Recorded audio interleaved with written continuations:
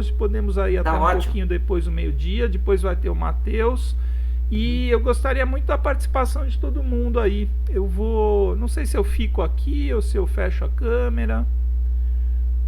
Bom, vou ficar aqui, vai, como professor, Bom, mas ficar todo mundo à é, vontade aí, tá na, bom? na verdade, todos podem interromper a hora que for. Eu estou pretendendo levar isso aqui em meia hora, no máximo 30 minutos, e depois ficar mais uns 10 minutos, de 10 a 15 minutos de resposta de pergunta e questionamento. Então, a gente vai falar sobre questão de arborização urbana, mas antes de falar sobre isso, como eu tinha feito uma introdução, isso aqui é uma empresa nossa, ECP Environmental Solution, uma empresa de soluções ambientais que foi criada em 2000 e a gente está em alguns estados. Basicamente, a gente está no Rio de Janeiro, São Paulo, região norte, nordeste e alguns outros estados. Praticamente, a gente está em 7 estados, resolvendo questões ambientais.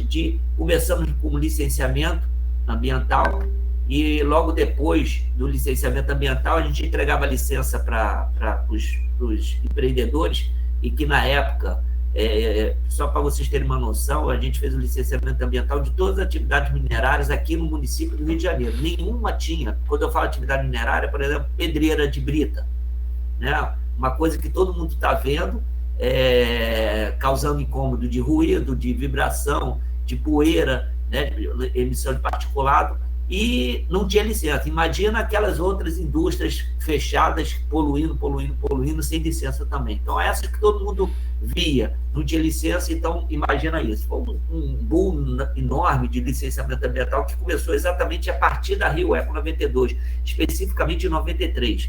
Né? Apesar do que já existiam leis, desde 1977, foi quando criou o sistema de licenciamento de atividades poluidoras no estado do Rio de Janeiro, através da FEMA, foi a precursora disso, e aí depois foi se perdendo e não houve o cumprimento, e aí aconteceu exatamente na Rio Eco 92, essa maior publicidade dessas questões de licenciamento ambiental, de condicionante de licença, e aí começou em 93 um ramo enorme nessa área de licenciamento. E aí a gente entregava a licença para o sujeito, e o sujeito chegava e dizia o seguinte: tá bom, estou com licença, então posso trabalhar? Não, você pode trabalhar de acordo com as condicionantes da licença.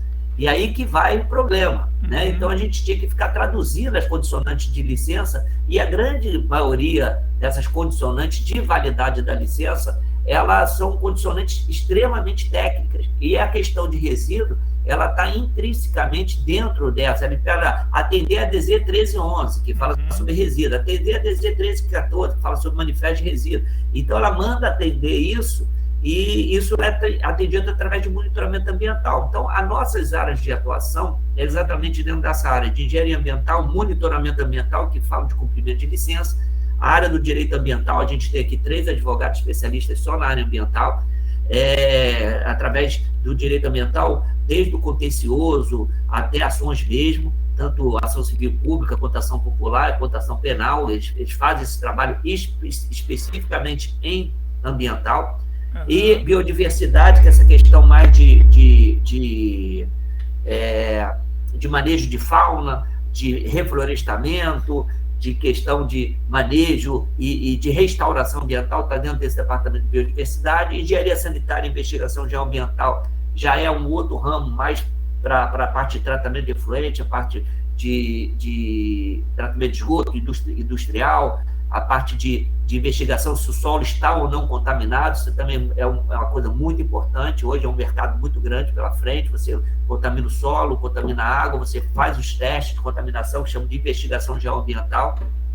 E a parte de urbanismo, arquitetura e paisagismo, isso aí já é mais que a gente chama de cidades inteligentes, então a parte mais de cidade, que é a gente aqui, no nosso caso aqui hoje, dessa palestra, a gente vai falar muito dessa parte de paisagismo aqui, que está aqui dentro dessa área de urbanismo ambiental, dessa parte de meio ambiente das cidades, que as pessoas se preocupam muito com o meio ambiente, mas o meio ambiente da cidade é um meio ambiente completamente distinto do meio ambiente rural, né? Então são questões completamente distintas, e o meio é completamente distinto, tanto a nível de uso e ocupação do solo, quanto a nível do próprio impacto e do próprio efeito deste impacto, seja positivo ou negativo, para a sociedade como um todo, no caso, no meio antrópico. Né? Então, assim, Então a empresa começou em 92, 93, logo depois. Não, né? eu comecei em 92, 93, Tá, trabalhando como engenheiro trainee na área ambiental. legal. Eles estavam contratando engenheiros florestais ou engenheiros agrônomos, especialistas nisso, para compor equipe multidisciplinar. Esse trabalho de meio ambiente é um trabalho multidisciplinar, não tem como, por mais eclético que o profissional seja, ele não consegue sozinho fazer uma análise ambiental. Então, ele precisa sempre de pelo menos mais 2 profissionais de outras áreas da academia para poder complementar o seu laudo pericial, o seu parecer técnico, ou o seu estudo de impacto ambiental, por exemplo.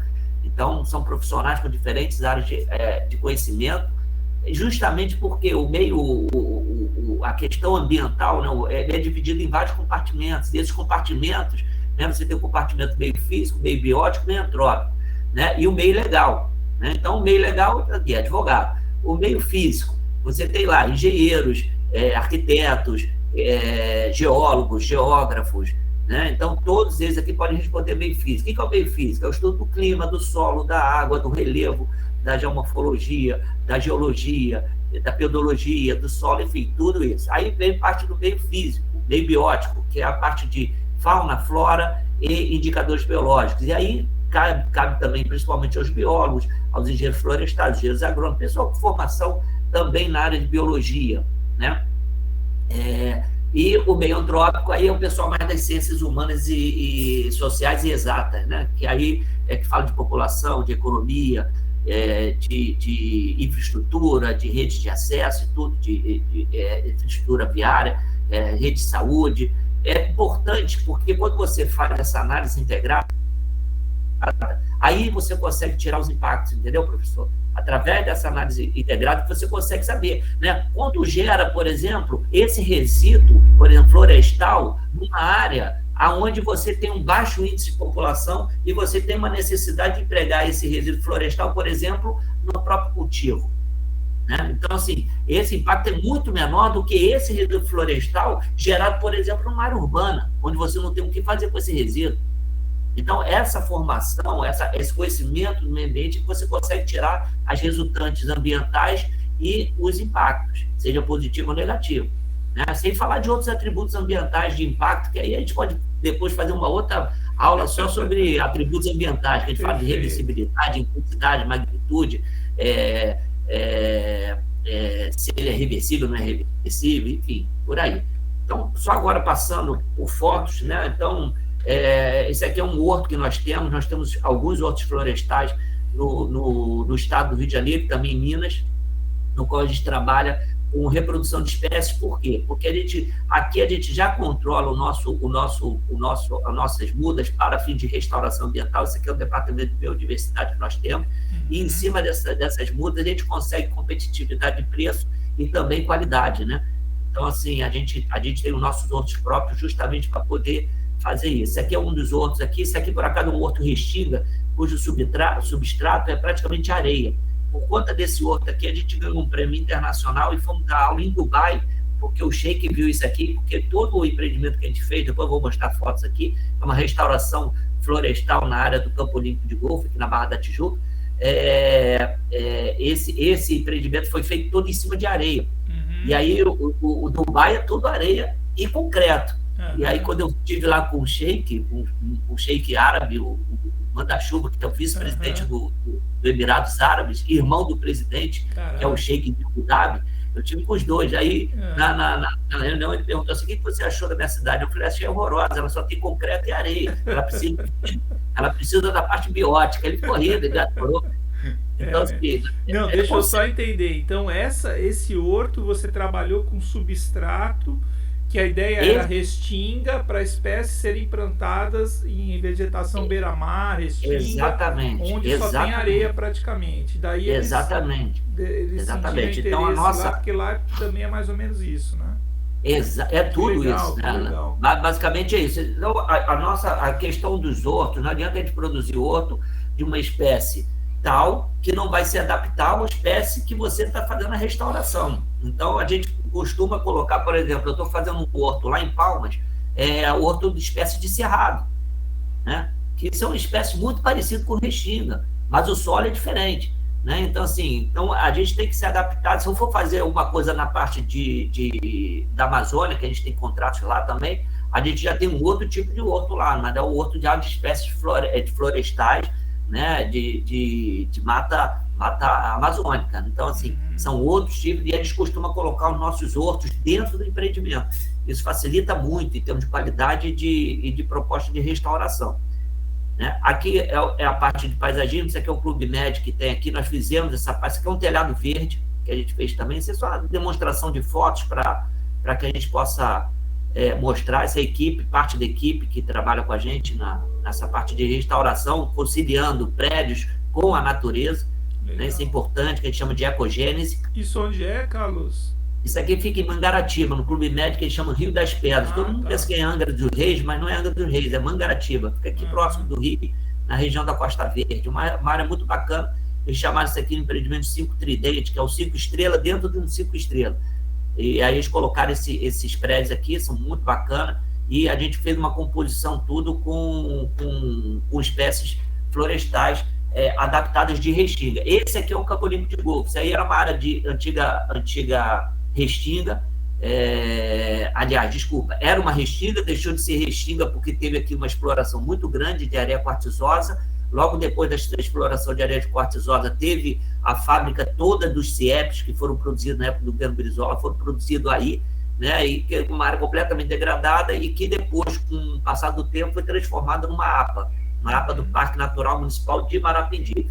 Dentro dessa APA, uma composição, isso foi uma proposta minha na época, foi bastante criticado, foi uma confusão enorme, mas a gente conseguiu provar que eu estava certo, no qual eu dizia o seguinte: você fazer a preservação, ok, ótimo, vamos preservar, mas em meio urbano, se você não preservar e cuidar também, você acaba degradando, né? Então, se a gente for pegar os parques naturais que nós temos nos meios urbanos, seja ele qual for, no mundo, se não houver o cuidado e a mão do homem, ele acaba se degradando.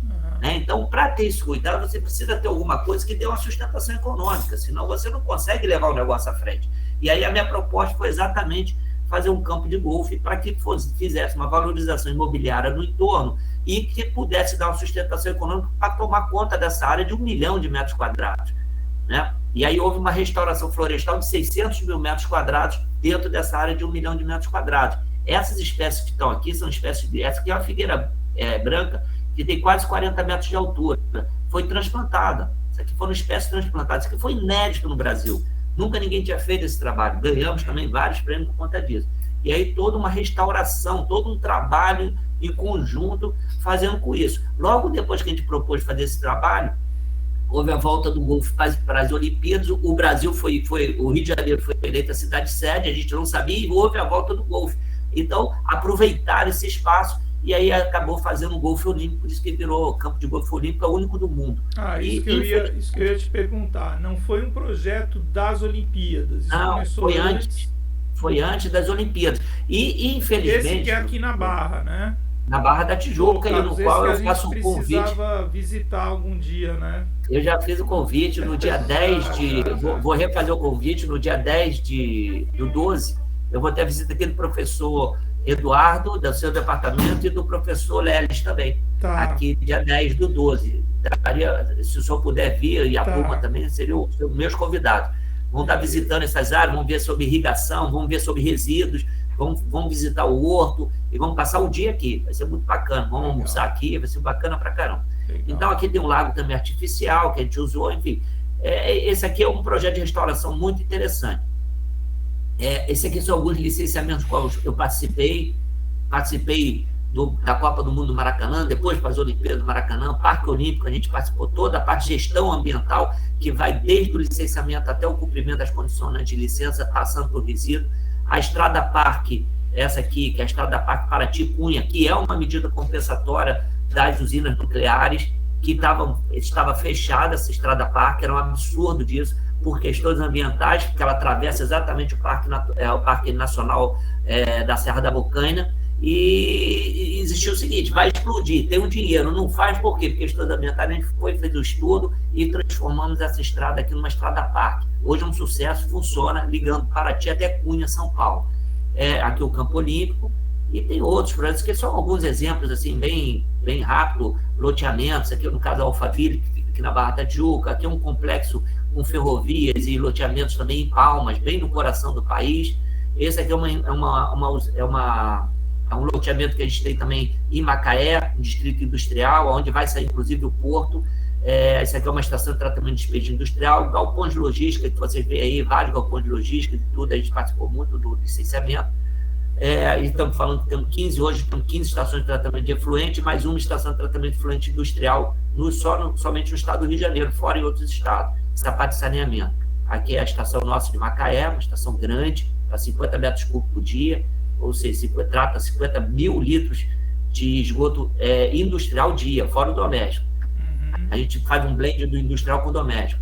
Aí, outra foto do Campo Olímpico, que é a parte de irrigação, ela é grande. Olha como é que é bacana. Tudo aqui foi transplantado, professor. Tudo. Legal, é muito bacana o projeto. O projeto é muito interessante. E você falou que antes era uma área que foi indústria, ficou ela é uma área que houve exploração, muitos anos de areia quartzosa, muitos anos. Depois deixou de ser areia quartzosa e passou a ser uma indústria, uma área industrial para a fábrica de CIEP. E depois ficou completamente abandonada e o proprietário ficou esperando.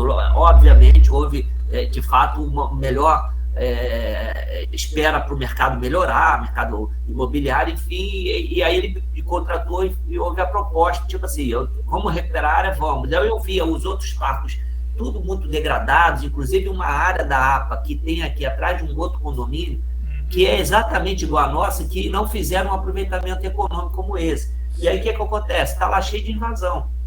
Né? Se a gente for pegar em área urbana consolidada, a grande maioria das ocupações urbanas ordenadas estão exatamente em unidade de conservação ambiental ou em APPs. Faixa marginal de proteção, estão em declives, topo de morro, em declives maiores que 45, então exatamente nessas partes. Então, se não houver um controle, uma fiscalização em área urbana, a preservação ela fica sujeita a esse tipo de degradação. Entendi. Isso aí é questão de biodiversidade. Isso aqui é o colhereiro, é uma ave, é o nosso pelicano brasileiro, ela é rosa, ela é linda, essa espécie aqui, ela é migratória. Ela está sempre aqui, ela retornou muitas espécies, depois de a gente fazer a restauração, ela retorna, espécie de fauna, né? Bom, em cima disso tudo, eu pincei um pedaço e entrei aqui nessa parte aqui do CTRCC, que envolve essa questão de resíduos de construção civil, né? Então, eles chamam de centro de triagem de resíduos de construção civil. A legislação vigente é a Lei da Política Nacional de Resíduos Sólidos, que é a 12.305, de 2 de agosto de 2010, que volta e meia ela vai sendo adiada, alguns cumprimentos dela, inclusive agora com o novo marco de saneamento, houve novamente uma dilação de prazo. Essa lei já previu o fim dos lixões nos municípios do Brasil, mas, infelizmente, essa lei muito pouco aplicada, inclusive em grandes cidades, hoje, em capitais, não tem uma gestão adequada do resíduo sólido, grandes capitais do Brasil não tem ainda, né? E essa questão exatamente de resíduo de construção civil, que envolve essa questão da poda de espécies em arborização urbana, da parte de supressão de vegetação em empreendimentos imobiliários, ela entra exatamente dentro dessa área aqui, na minha experiência, né? Por que ela entra aqui? Porque foi a forma que o órgão conseguiu encaixar, né? Quando, na verdade, ele poderia ter criado um outro destino para isso, que é o que a controvérsia que a gente conversou aqui nas aulas, né? E é o que a gente tem falado, né? Principalmente o Zé Carlos Cardoso, ele sentiu bem isso na parte do direito, falou, pô, tá faltando alguma coisa aqui, tem alguma coisa aí que está ausente, né? E aí compete efetivamente a academia buscar soluções técnicas para a gente possa encaixar isso aí. Mas hoje é por aqui. Então, nós temos a resolução CONAMA 307 de 2002, uma resolução que houve um avanço. Isso aí foi muito importante, porque teve algumas outras alterações. Em 2011 houve uma alteração também classificando os resíduos A, B, C e D, né? E a gente tentar fazer uma forma adequada. Por exemplo, o gesso era considerado C, agora ele já é considerado B. O gesso que tem em construção civil, eu comecei a usar esse gesso, professor, na correção de solo e no enriquecimento de cálcio.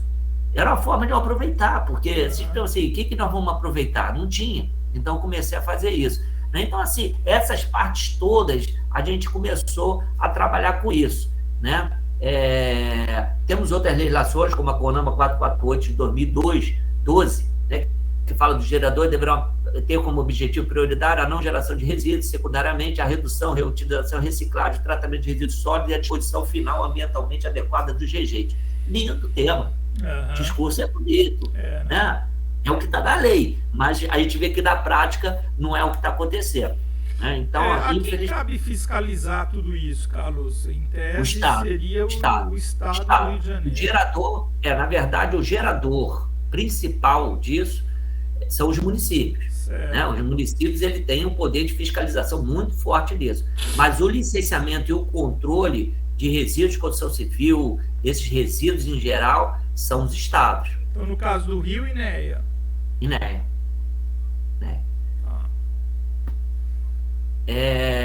Aí o que eu falei da questão da especificação, nós temos resíduos classe A, B, C e D. Né? Na verdade, o D são os resíduos classe 1 da BNT 10.004, que são os resíduos perigosos, né? Que seriam solventes, resíduos de instalação radiológicas, industriais, amianto, são resíduos classe D, né? Que é o resíduo classe 1 da CONAMA, da BNT 10.004.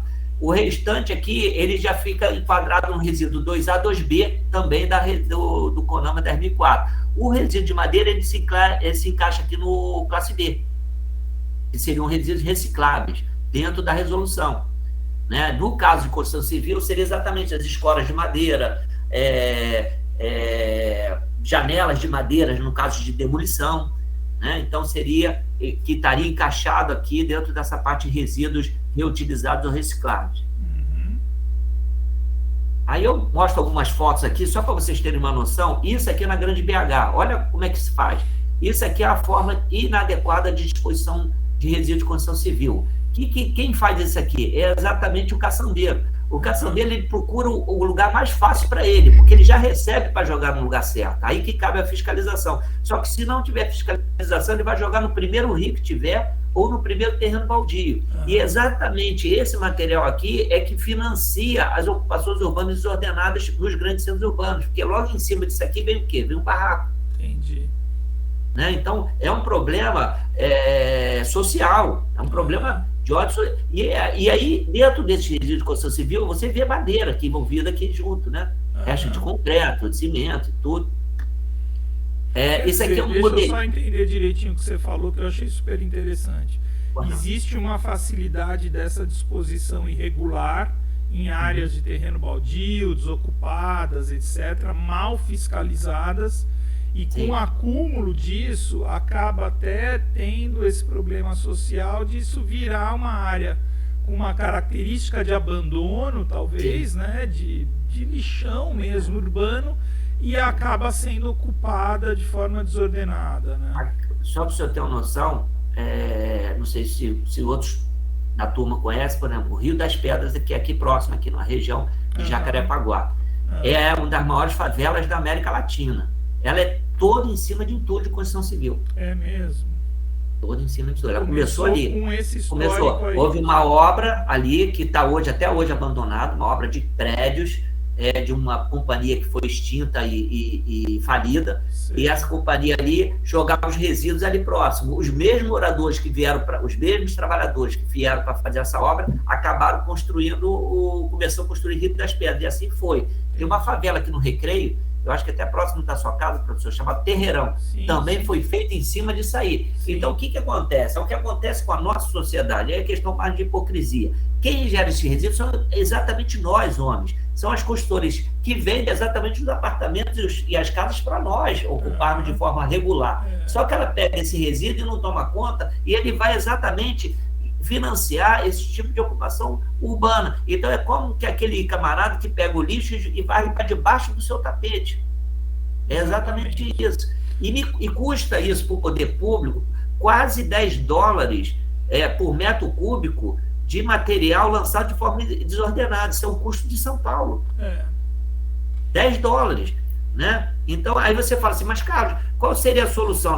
A solução, então, é jogar lá no aterro de resíduos sólidos urbanos, no caso, igual seropédica, Não, realmente, essa seria uma parte da solução. Só que eles também não querem, por quê? Porque eles não querem quem está transportando, porque é longe. Segundo, porque é pesado. E terceiro, esse material aqui é um material que não compacta muito bem no aterro, então causa problema operacional. E esse material aqui também ele não gera nem chorume, nem gera gases, então também não interessa muito. Importante que lá tenha a compactação, no caso no resíduo, para ter compactação nos grandes centros de tratamento de resíduo, e que gere somente gás para acreditar crédito de carbono e também para gerar energia. Então, assim, isso são conceitos, professor, que até 10 anos atrás ninguém tinha.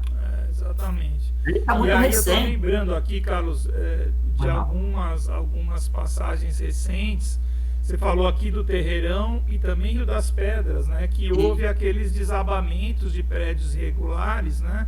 Aqui no Terreirão já caíram uns 2 ou 3 nesses 15 anos que eu estou aqui, 17 anos. Porque não tem estabilidade o terreno, nada, né? Sim, José, tá aberto aí. Oi, Carlos. Tudo bem, meu amigo? Bom dia, querido. Tudo bom? Tudo bem, querido? Tudo ótimo. Tudo bom, meu amigo. Ô, Carlos, talvez uma proposta inteligente fosse o Estado realizar planejamento para receber esses resíduos da construção civil em locais definidos para dar seguimento a alguma estrutura de Estado, né? Exatamente, e não no CTR, isso. Por exemplo. Não, porque exatamente lá, isso. Eu acho que seria um grupo de trabalho do município até mesmo, acredito eu, porque o dono do espaço urbano é o município, planejar para recuperar algumas áreas, enfim, transformar, fazer um projeto gigante e receber dessas empresas credenciadas na própria Conlurb, que recolhe esses resíduos, direcionando isso para lugares. Não é, por exemplo, aterrando ali Jericinó de forma desordenada, que ele gera a expectativa de mais uma comunidade. Exatamente. Já são 763, vai chegar a 1 milhão de comunidades daqui a pouco. Daqui a pouco, próximo. E grande parte dela é financiada exatamente pelos resíduos. Teve uma época do governo, agora, o que passou, que eles estavam fazendo uma concorrência na Colômbia exatamente e me consultaram, porque como a gente tem algumas centrais de tratamento de resíduos, construção civil, eles perguntaram como é que é isso. Eu falei, olha só, não adianta num município igual o Rio de Janeiro você colocar uma central dessa, você tem que colocá-la próxima de onde está sendo gerada. Então, no mínimo 7 a 8 centrais dessas. Por quê? Porque o caçambeiro não roda muito com esse resíduo. Ele não roda, ele não tolera mais do que 10 quilômetros de transporte, que ele vai jogar no lugar mais próximo para ele. Né? O bom ele vende como aterro, e o ruim, que é o misturado, principalmente com madeira, ele joga na beira do rio, ou em terreno baldio. Então, essa questão, ele passa, sim, por uma determinação do poder público, mas o poder público tem que, sim, a tua ideia é sensacional, e é exatamente isso, Zé Carlos.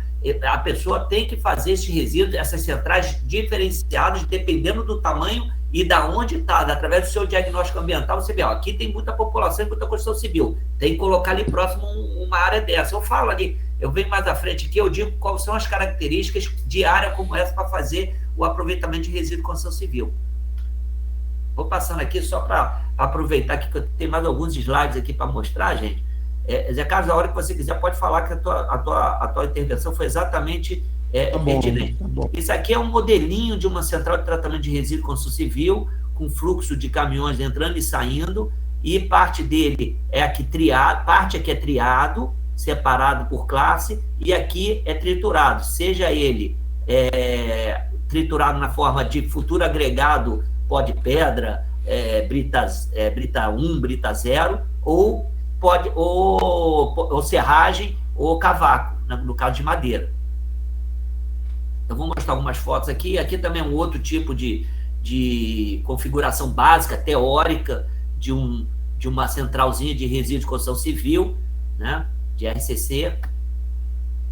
Aqui algumas fotos de alguns RCCs que a gente opera, também mostrando a parte de como funciona. Eu tentei ilustrar, professor, conforme a sua orientação. A separação, deixa eu ver, volta um pouquinho. A separação básica ali, o que você chama de triagem, é o que é concreto, e o misto fica, então, o resto. Aí a madeira vai para o misto ali. Na verdade, a legislação já obriga o gerador a fazer essa triagem na fonte. Então, ele já tem que ter uma caçamba de resíduo classe A, uma outra caçamba de resíduo B, uma outra C, outra D. Já tem que ter isso na sua obra. Né? Se não tiver, já está errado. Né? Só que o que acontece? Vem um pouco misturado, quando não vem totalmente misturado. Tudo junto na mesma caçamba, principalmente caçamba de rua. A caçamba de rua é para jogar entulho, não é para jogar cachorro morto, não é para jogar quentinha. Então, a pessoa caçamba de rua, nos meus centros de tratamento de resíduo, eu não recebo caçamba de rua, porque ele vem muito sujo com lixo, então a gente não recebe. A gente recebe mais na empresa séria. E quando vem sujo, a gente comunica ao camarada lá na obra, olha, a gente não vai receber mais quando vier assim. Isso é a forma de interação que tem que ser feita entre o destino final e o gerador. Porque o transportador, na verdade, ele está fazendo frete.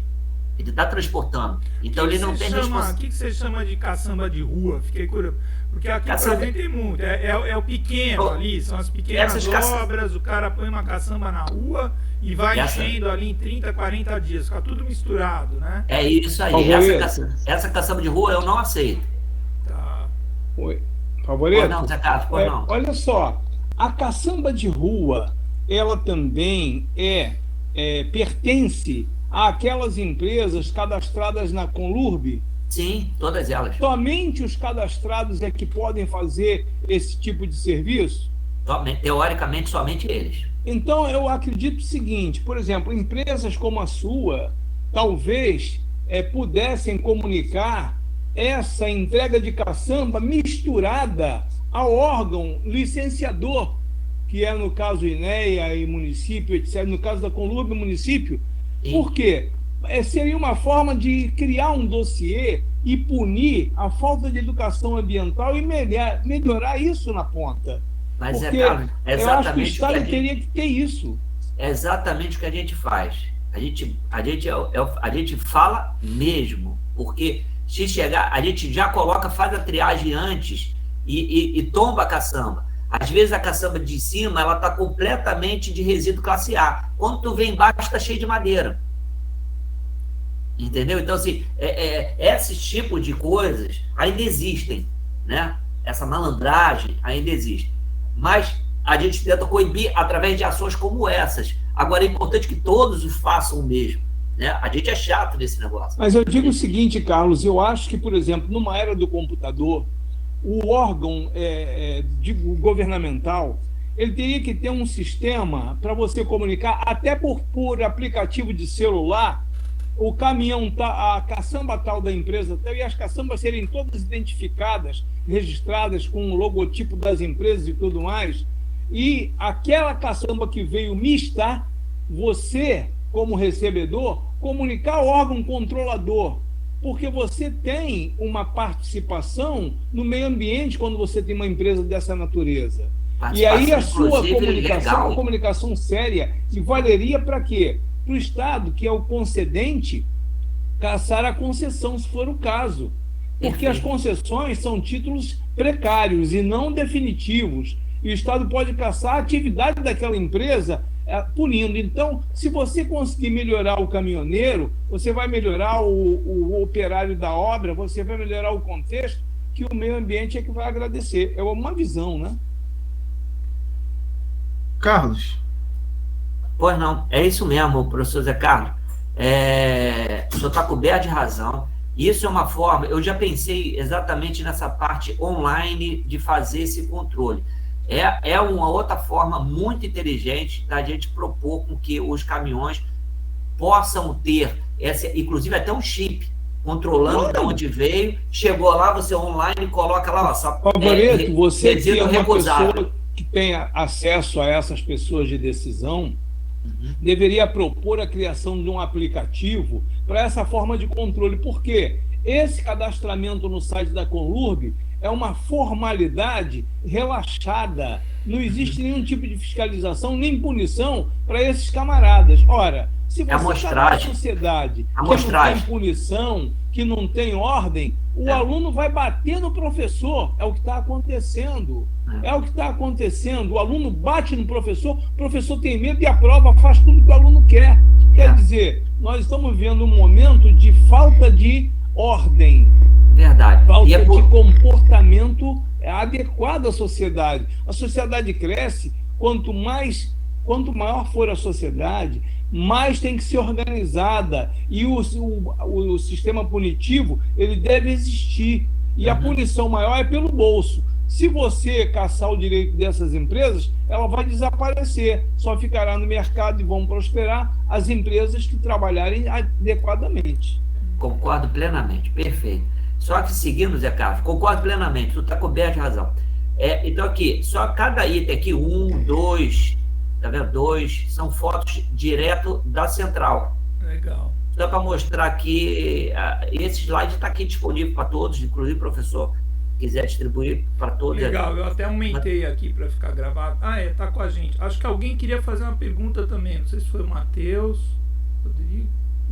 Não, sim, eu fiquei com uma curiosidade só Carlos, naquele procedimento que você falou, né? Porque imagina que seja um problemão essa questão de quando você recebe um resíduo que não foi aquele combinado, né? E que você precisa rejeitar ele, ou seja, mandar voltar.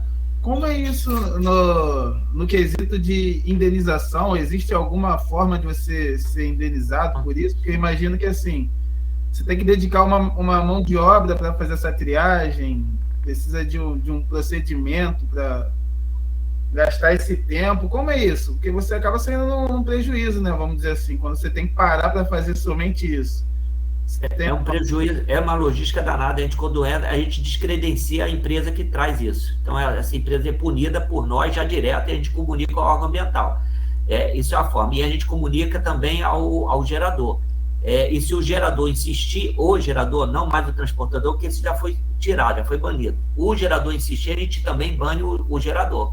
Legal. Então, a empresa que está construindo.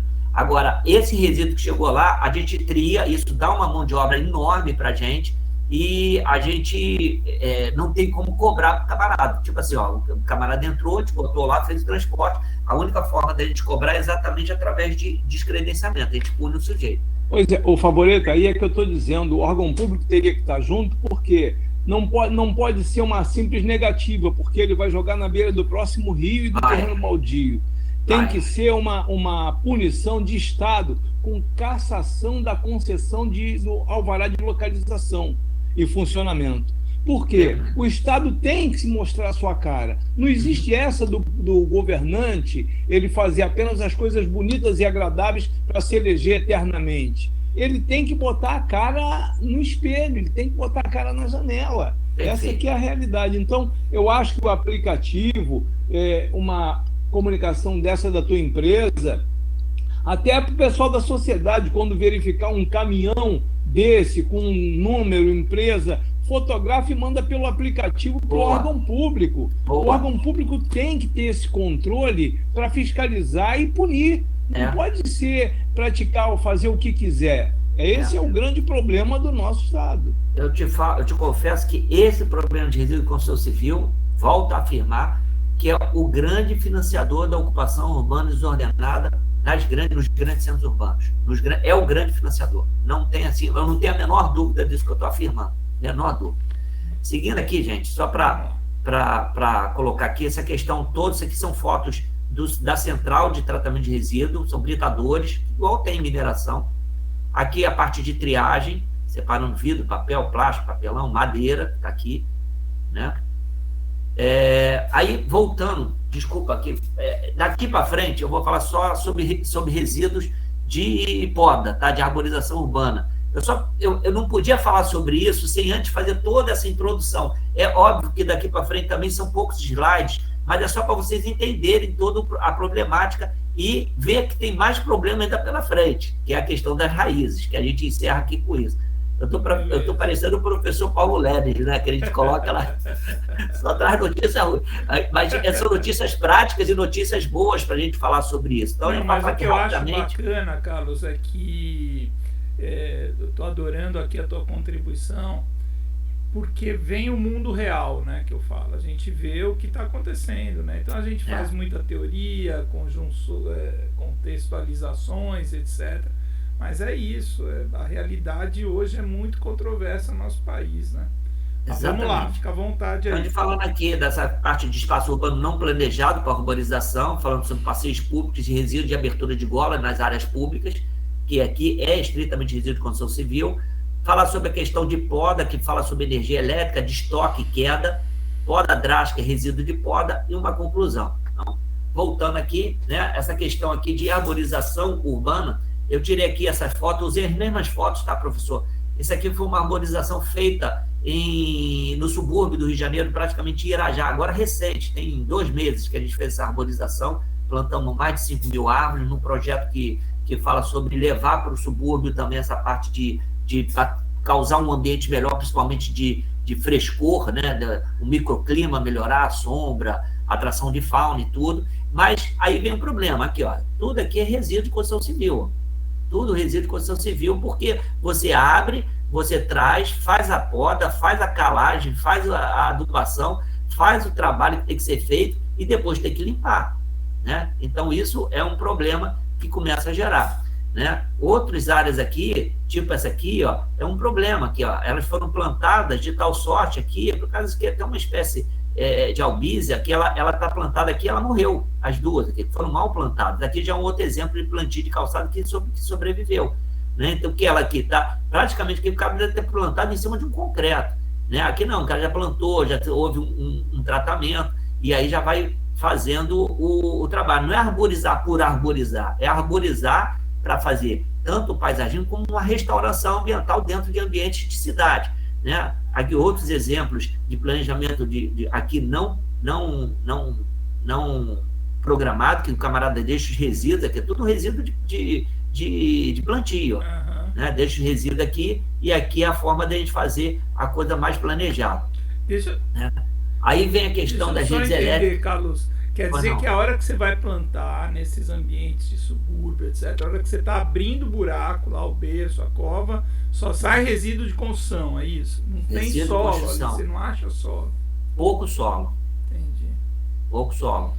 Né? Então, você tem que trazer o solo e o resíduo você tem que limpar todo, e normalmente a gente coloca sempre uma caçamba aqui junto. Quando não coloca a caçamba, a gente vem com outro tipo de equipamento, joga para dentro, bombonas, latas, e joga para dentro, e depois faz a triagem no CTRCC. Aqui é a questão de redes elétricas, né? Como não se deve, o camarada vai, planta e passa a rede elétrica. Né? O cara plantou sabendo que estava a rede elétrica aqui, que a rede elétrica aqui pode ter certeza que ela é mais antiga que essa planta aqui. Né? E aí vem aqui todo tipo de rede, né? Não só elétrica, como também de telefonia. Né? Então, aqui são exemplos, aqui no bairro de Pilares, aqui no bairro do Meier, aqui no subúrbio carioca.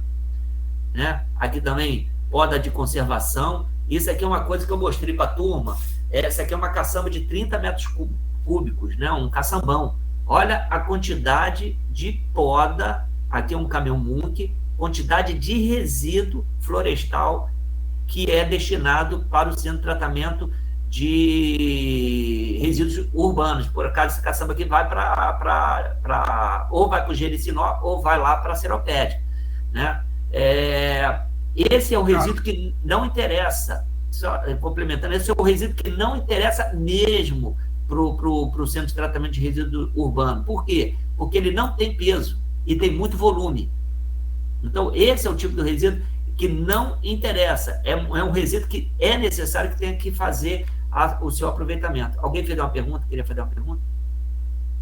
Carlos, o Matheus. Então, nesse caso, o responsável por essa poda seria, pelo menos aqui no Rio de Janeiro, a Light, a empresa responsável pela energia elétrica, né? Porque pelo menos aqui em Mesquita, né, que eu estagiei aqui na prefeitura, dependia, né, de onde, dessa árvore, né, em qual ponto ela estaria em conflito com a rede elétrica, se fosse em alta tensão, baixa tensão. Exatamente. Dependendo, pode ser para a Defesa Civil ou a Light, né? Então, exatamente. Isso aí, no caso, são as concessionárias que são responsáveis, e mais o órgão de limpeza pública do Rio. Então, aqui seria a Fundação Parque Jardim junto com a Colurb, auxiliando o serviço da concessionária, no caso aqui do Rio Light, né? No estado do Rio de Janeiro, a Enel, a antiga Ampla, né? Então, assim, essa parte de resíduo de construção de poda, de espécies arbóreas em arborização urbana, é o grande problema hoje, porque além da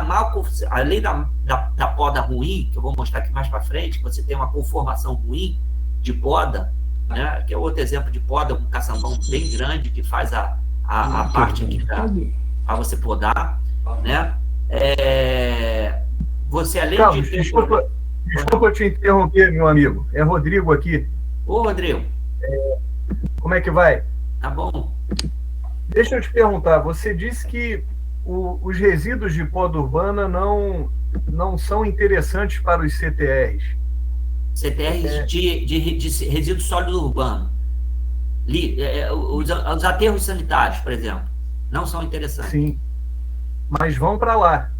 Vão para lá. Acabam indo para lá, né? Chega para lá, ele tem que ser triado, separado. Quando não separado, que já chega totalmente degradado, ele é envolvido e causa um grande problema na hora de você amassar ele junto com o lixo.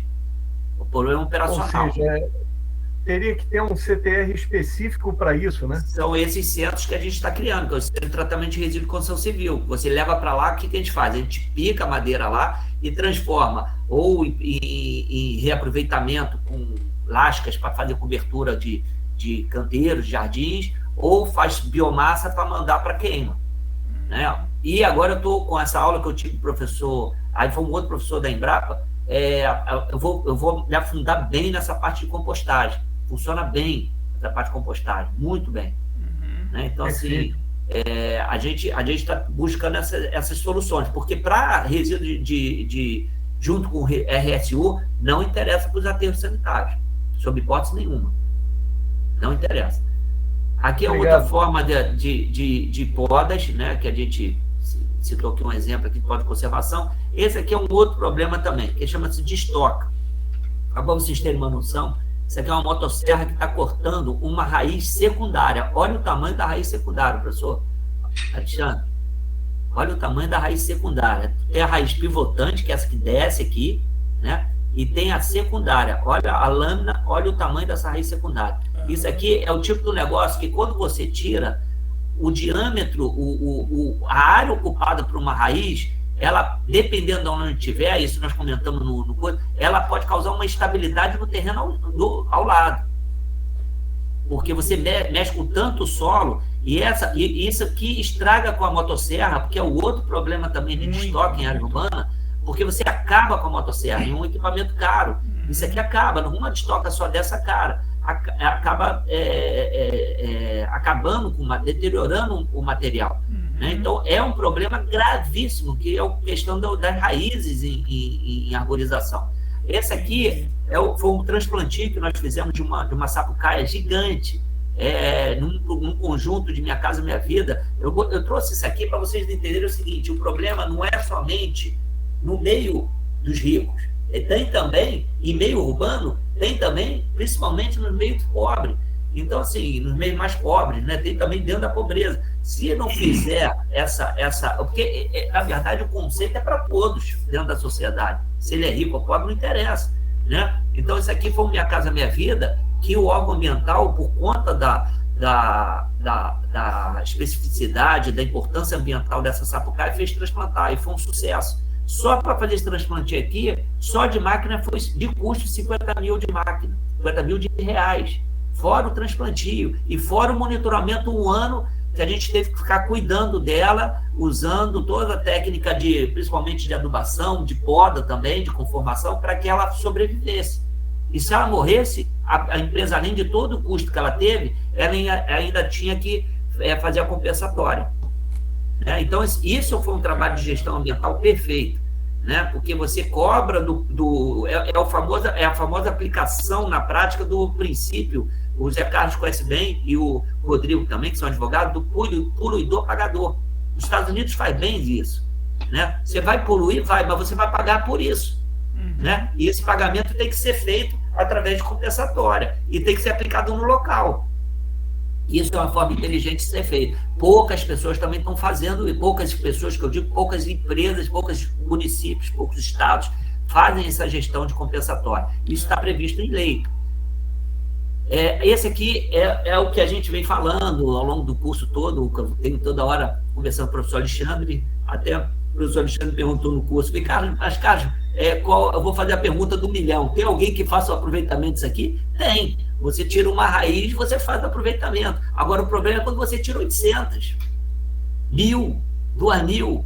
Como é que vai fazer em escala? Essa é a pergunta do 1 milhão. Esse é um grande problema. Só para vocês terem uma noção do tamanho dessa raiz estocada, né? Tudo, né, Carlos? Desde o transporte, né? Antes do transporte, né? Essa remoção que você acabou de mostrar, muito complicada, né? Você desaterrar tudo aquilo, picar.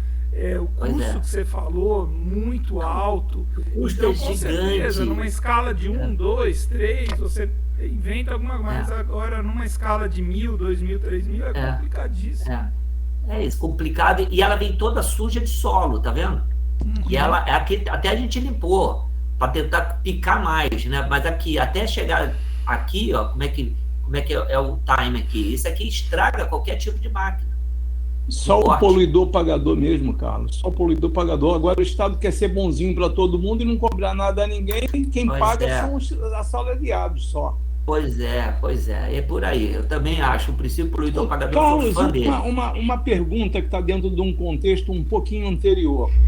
Eu te pergunto o seguinte, pela tua visão empresarial, pela tua experiência, você acha que se o município criasse um setor, vamos dizer assim, dentro de uma equidistância relativa por conta das podas, para concentrar podas, vegetação e tudo mais, madeira e tudo mais, para triturar, fazer biomassa e entregar essa biomassa, vender essa biomassa ou aplicar no paisagismo do próprio Estado, você acha que isso aí teria, vamos dizer assim, uma autossustentabilidade de um setor desse que fizesse isso com as podas? Claro que teria que ser grande por causa do tempo, mas um triturador bom, ele faz a biomassa muito mais rápido do que um deixar in natura. Quero dizer, você acha que isso seria viável? O Estado poderia, porque tudo que é investimento grande e que traz um benefício coletivo maior tem que ser feito pelo Estado, ainda que com um custo social. Mas isso faz parte do trato, faz parte da educação, faz parte do progresso. Você acha que seria possível isso? Eu acho que sim, eu acho que é viável sim, ainda mais pelo custo hoje do adubo mineral. Ele está um custo muito elevado, principalmente agora com a alta de dólar e a alta de transporte, ele ficou um custo assim, praticamente inviável para a agricultura, né? Então, poderia ser, mas eu acho que ele teria que complementar com a entrada, com o input. Qual seria o input? O peso desse material na hora da balança de entrar na central que vai tratar isso. Então, se você pegar um preço, vamos cobrar aqui R$90 a tonelada desse material. Então, você R$90 com mais esse custo da venda desse produto, eu acho que faz uma complementação. Teria que fazer um estudo melhor sobre isso, sabe, Zé Carlos? Mas eu acho que a conta fecha. E sem falar no benefício socioambiental, né? Mas a conta fecha. A conta fecha. O poluidor pagador. Até a própria prefeitura que mantém o sistema de arborização, quando a árvore fosse dela, ela também pagaria para esse setor, quero dizer. Então, exatamente. Seria mais ou menos por aí. Por aí. Então, assim, se são mais duas contas, eu acho que fecha. Vamos lá. Aqui são exemplos de queda de árvores com coisa que causa o que acontece nos centros urbanos, aqui principalmente no subúrbio do Rio de Janeiro, a árvore cai, e também na Zona Sul, a árvore cai em cima de carro, cai em cima de pessoas, e quando não causa um dano muito grande nessas pessoas e carro, causa na energia elétrica ou na telefonia, e hoje internet, né? Questões de podas drásticas, como não podar, eu vi aqui falando dos exemplos, como é que faz, a árvore fica completamente desequilibrada, sujeita à morte e à queda, né? Por profissionais que não sabem podar. Questão dos resíduos de poda, olha aqui que eu estou falando, né? Eu estou seguindo uma rápida, isso aqui foi numa estrada Santa Teresa, uma estrada nova lá em Macaé, olha a quantidade de resíduo que a gente acumulou para tentar triturar aqui, para diminuir o custo do transporte. Olha o volume, né? Aqui, voltando aqui só para o exemplo que eu botei essa foto aqui, isso aqui é um tronco de uma árvore, pelo tronco você já imagina, isso aqui é o resíduo dela, imagina o tamanho dela, do lado de um prédio. É um risco tirar essa raiz aqui sem tamanho, porque pode descalçar o prédio. Então tem que ser por profissionais aqui multidisciplinar, engenheiro civil com florestal, com um geólogo, para tentar ver ali se não faz besteira. Aqui, outro exemplo, isso aqui só para vocês terem o exemplo do tamanho da raiz. Esse caminhão caçamba aqui tem 14 metros cúbicos. Olha o tamanho dessa raiz aqui perto do caminhão, em termos de escala. Né? A motosserra aqui junto com os exemplos aqui de resíduos. Isso tudo é um problema. E a gente tem que começar a buscar solução para a gente buscar uma coisa mais imediata. Isso aqui é quando eu falo que eu levo, isso aqui é um picador, que a gente tem, um deles, que a gente tem manual móvel, que a gente leva para as frentes de obra para picar e transformar em serragem praticamente, e esse resíduo aqui fica no próprio solo lá, fica na obra. A gente nem transporta, sabe, professor?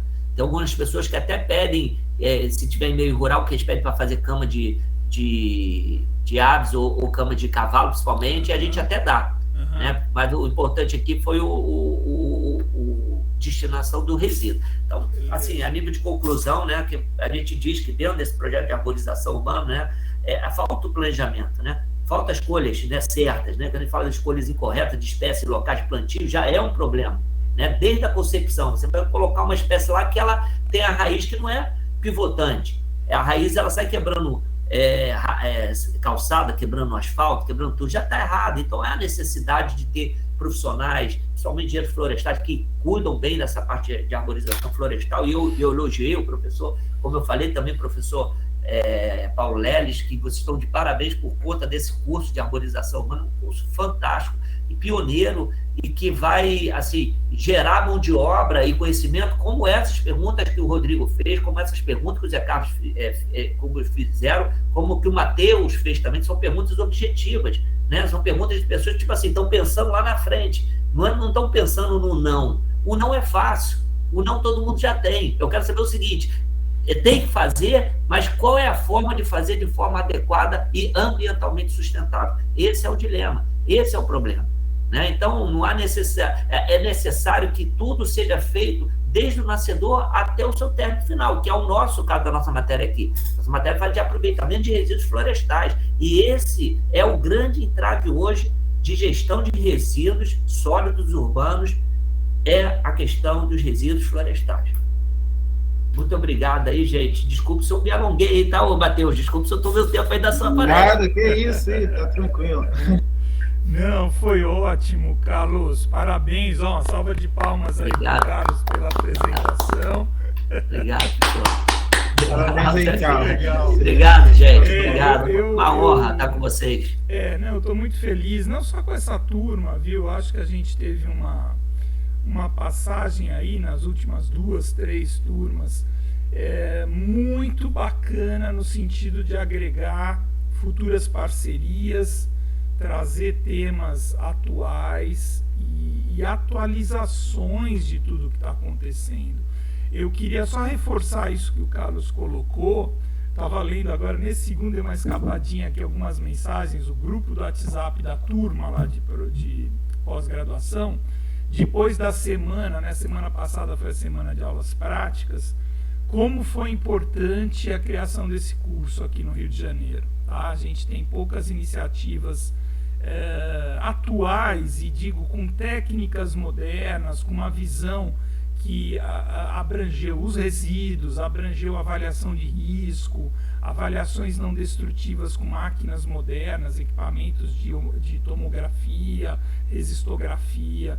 Então, assim, foi muito legal. Foi um programa aí de 8 meses, que agora vai se desenrolar em termos das monografias, mas que é de extrema importância, né? Então, pegando assim, acho que o Carlos fez uma coisa bem legal hoje, né? Ele separou duas metades ali da apresentação, com contextos que se interligam, mas com uma visão diferenciada com suas particularidades, né? Então, a gente teve lá no centro de tratamento do Caju a semana passada e viu aquilo, um pouco daquilo. E numa escala pública ali, mais gerenciada então pela prefeitura, pelo Estado, as limitações que tem, né?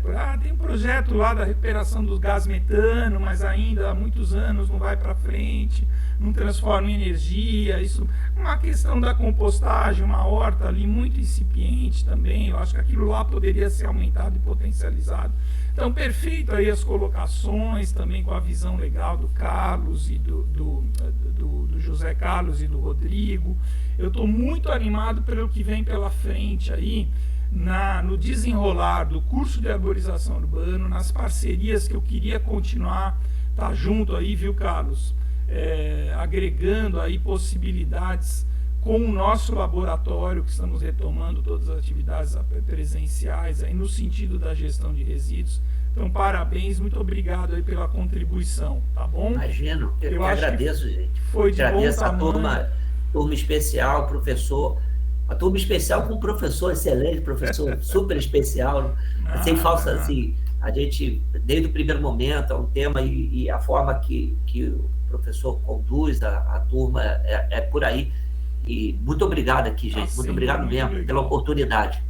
Valeu mesmo. Parabéns, cara. Muito bacana, muito bom. Você é competente e dedicado, muito bom, muito bom. Muito bacana o trabalho todo, Carlos. Vamos ver se a gente consegue. Dia 10, eu lembrei aqui, tem uma visita a Friburgo, que era amanhã e foi transferida para o dia 10, infelizmente. Mas vamos tentar, ainda está confirmando. E vamos passar então. Mas estamos aqui à disposição, beleza, se não puder, dia 10, a gente remarca, não tem. Eu estou aqui, eu sou trabalhador rural, né, Zé Carlos? O trabalhador rural está à disposição sempre. Muito. Você teve uma outra demanda aí que você tentou atender, fica à vontade, viu, Carlos? Se quiser dar uma paradinha, atender alguma coisa, não tem problema. Eu estou numa concorrência aqui, não. E agora as concorrências, o edital, não, mas a turma está se virando lá. Eles vieram perguntar até onde eu chegava no preço.